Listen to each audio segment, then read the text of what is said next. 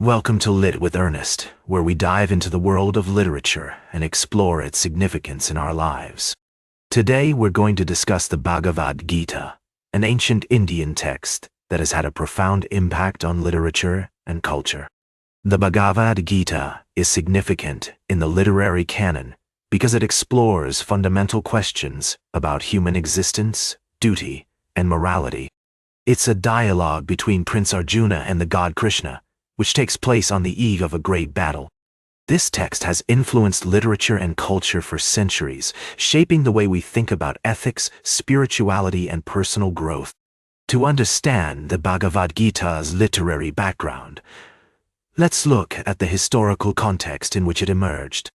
The text is part of the Mahabharata, one of the two major Sanskrit epics of ancient India. It was written around 400 BCE, a time when Indian philosophy and spirituality were flourishing. The Bhagavad Gita relates to the literary traditions of Hinduism, particularly the Upanishads and the Vedas.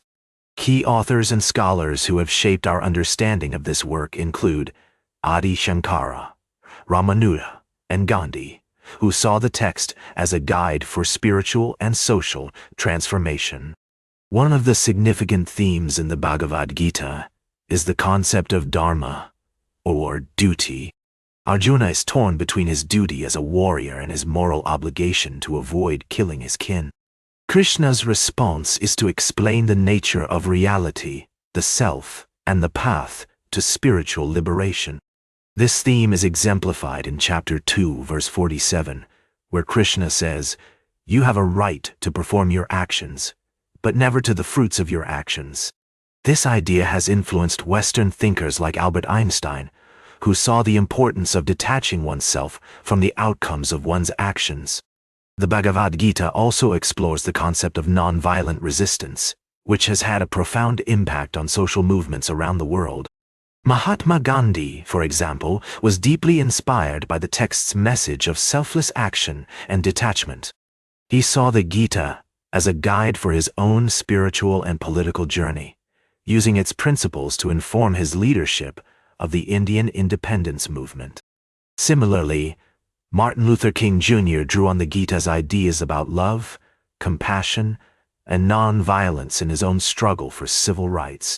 In terms of literary devices, the Bhagavad Gita employs a range of techniques, including allegory, metaphor, and symbolism.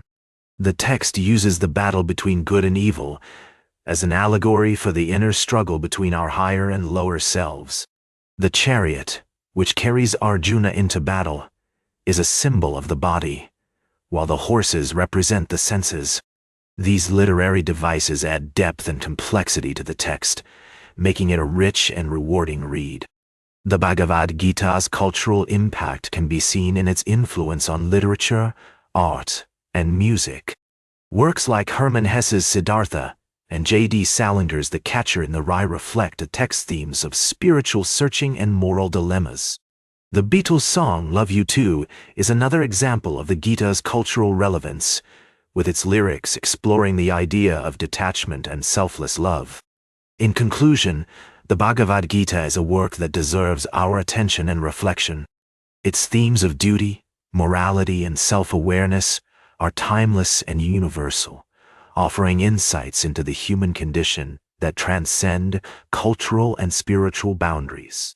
Whether you're a scholar, a spiritual seeker, or simply someone looking for a deeper understanding of life, this text has something to offer. As we reflect on the Bhagavad Gita's enduring significance, let's consider its relevance in our own lives. How can we apply the principles of detachment, selfless action, and inner peace to our daily struggles and challenges? What can we learn from the text's exploration of the human condition with all its complexities and contradictions? Like this episode, if it hit true. Share it if you respect honest talk about books. Subscribe because we'll do this again. This is Ernest, signing off.